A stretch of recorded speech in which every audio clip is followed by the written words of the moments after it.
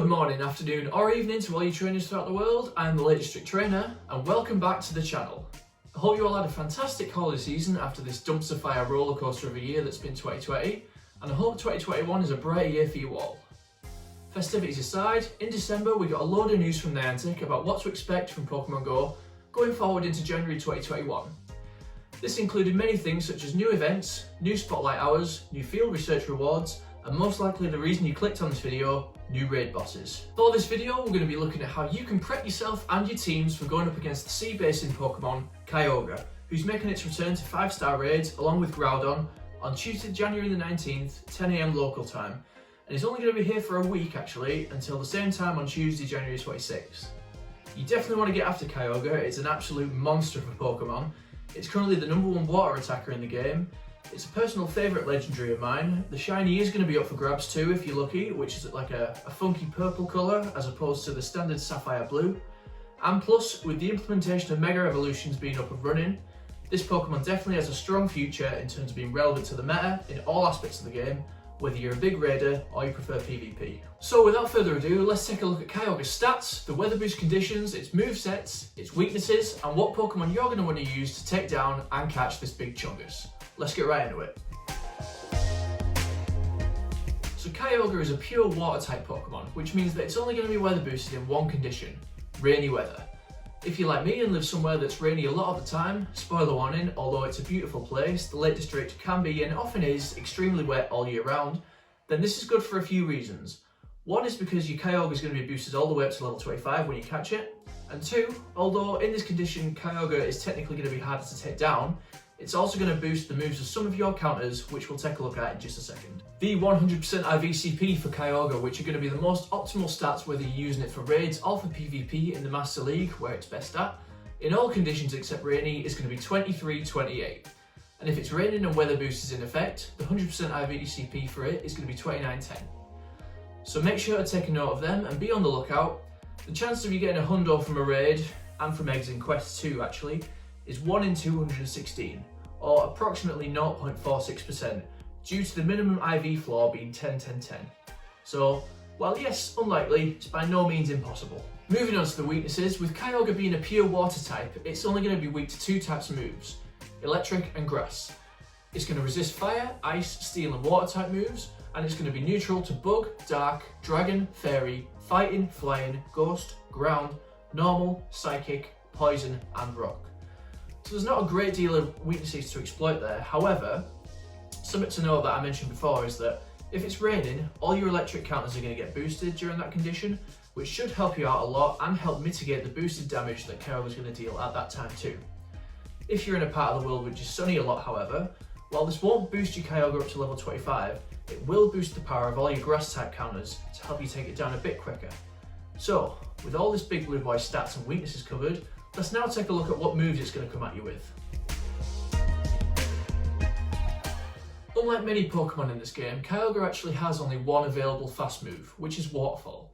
So we already know that every time you go up against it, it's going to be hitting your team with a water type fast move, which is then going to lead to one of its charge moves, which can be either Hydro Pump, Blizzard, Surf or Thunder. Out of these 4 charge moves, the most lethal one is going to be Surf because of how quickly it charges, and plus it's getting that same type attack bonus with Kyogre being a water type. Same applies for Hydro Pump, but although that move is more powerful, it does take significantly longer to charge, which is why Surf is just that little bit more deadly to our teams. It's not going to get stabbed with Thunder or Blizzard, however if you're fighting Kyogre in rainy weather, Waterfall, Surf, Hydro Pump and Thunder are all going to get weather boosted and are going to hit your team pretty hard. If it's snowing where you are, that's going to be boosting Blizzard, so maybe just be cautious using any grass counters in those conditions, but as we just discussed, there's only a 25% chance of it having that move anyway. If you're wanting to work out what moves a raid boss will have before you go into the fight, the best telltale of this is going to be what team the game recommends you in the pre-raid lobby. In this instance, we know that Kyogre is weak to grass and electric moves, we know that your grass type counters are going to resist every move Kyogre has except Blizzard, and your electric counters, unless they have a second typing like Zekrom for example, are going to be neutral to all Kyogre's moves except Thunder, which they'll resist. So if you go into the pre-raid lobby and it's suggesting you use a majority of grass type counters, that's a pretty good indication that it's not running Blizzard at least. But if it tells you to use electric counters only, maybe let your grass counters sit this one out so they don't get wiped out by that devilish Arctic wind. This isn't guaranteed, as sometimes the recommended team can also be influenced by what's being weather boosted at the time, but it's still a good way to try and at least anticipate what moves Kyogre's going to have. So, with all that info on the movesets covered, we're now going to take a look at what Pokemon you're going to want to be powering up, Mega Evolving, and using to help you take down that pesky little ancient sea monster. Let's go. So to start off this list of counters with shadows included, coming in first place is going to be Shadow Raikou with Thunder Shock and Wild Charge. Since the shadows got their attack buff, when powered up they've become absolute beasts for helping take down Pokemon in raids. So much that they're even stealing #1 count spots from Mega Pokemon, which brings us on to Mega Venusaur in second place with Vine Whip and Frenzy Plant. Mega Venusaur is definitely going to be a good go-to and relatively budget Pokemon to Mega Evolve against Kyogre, but as goes for most grass types on this list, just be wary of that Blizzard charge move Kyogre might be running. Up next we've got Zekrom with Charge Beam and Wild Charge, who's going to resist nearly all of Kyogre's moves, but be aware that as it's a dual electric and dragon type, it will get hit pretty hard by Blizzard also. In position 4 we have Shadow Magnezone with Spark and Wild Charge, followed then by Shadow Electivire with Thunder Shock and Wild Charge. 6th place is going to go to regular non-Shadow Raikou using Thunder Shock and Wild Charge again, and then we see in position 7 to 10 4 more shadow counters, which are going to be Zapdos with Thunder Shock Legacy Move and Thunderbolt, Mewtwo with Confusion and Thunderbolt, Shadow Venusaur with Vine Whip Frenzy Plan, and then Shadow Torterra with Razor Leaf Frenzy Plan. In 11th place we've got regular Magnezone with Spark and Wild Charge. Shadow Victory Build then makes a surprising appearance to this list with Razor Leaf and Leaf Blade. Next is non-Shadow Electivire with Thunder Shock and Wild Charge, followed by another unusual appearance to this list, seeing as it's mostly regarded as a PvP dominant Pokemon. It's Shadow Shiftry with Razor Leaf and Leaf Blade. Then, to wrap up this list in places 15 and 16, you have 2 regular grass type counters, Tangrowth with Vine Whip and Power Whip, and then Roserade with Razor Leaf and Grass Knot. So from that list you can see that Shadow's stats are very dominant in terms of potential damage they can inflict. However, that does come with a price and some associated drawbacks for them.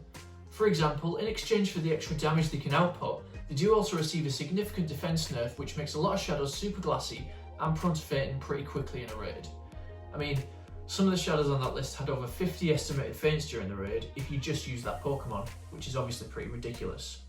Not only that, but they are very expensive to power up and also require frustration to be TM'd away or for you to teach them a new move in order to acquire the relevant moves, which either costs an Elite TM or a Charge TM during specific events only. So if you have some Shadow counters ready to go, by all means use them, but we're now going to go back and look at the counter list with Shadows removed for a more budget and less glass cannon approach to the raid. Let's take a look. Alright, starting us off in the #1 spot is of course Mega Venusaur with Vine Whip and Frenzy Plan, followed closely by Zekrom with Charge Beam and Wild Charge.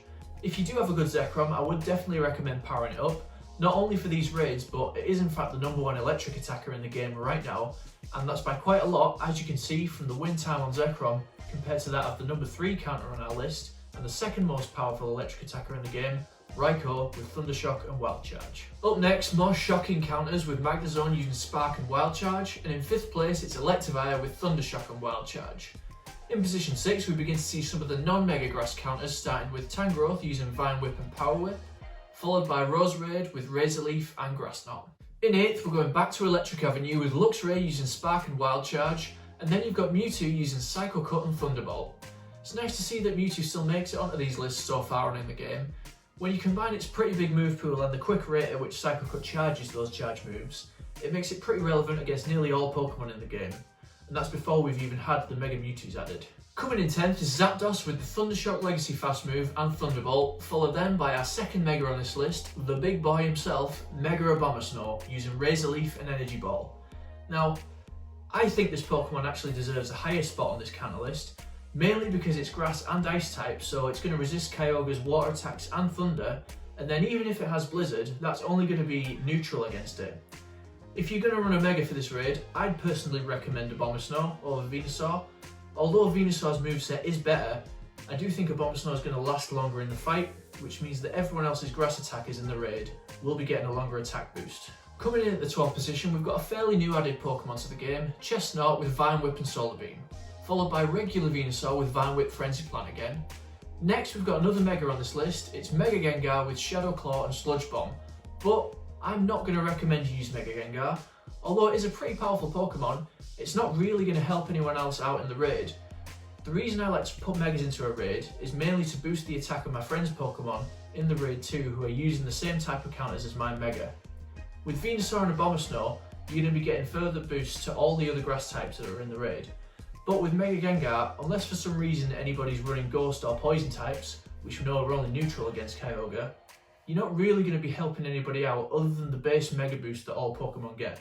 So, save your Mega Gengar, keep the energy for another time. And finally, in the number 15 counter spot, we've got Sceptile with Fury Cutter and Frenzy Plant. This Pokemon will have a Mega out in the future, hopefully soon, but for now we've only got the regular one. If you'd like to look further down this list for more counters, then I will leave a link in the description down below. And once again, a massive thanks to Pokebattler for calculating these counters. For those of you that are fairly new to the concept of Mega Pokemon, you might not know that in the main games, Kyogre and its legendary counterpart Groudon both have a form of Mega Evolution called Primal Reversion. And while it's not 100% confirmed yet that we'll be able to evolve our Kyogre in this way in Pokemon Go, it's safe to assume that eventually we will be able to.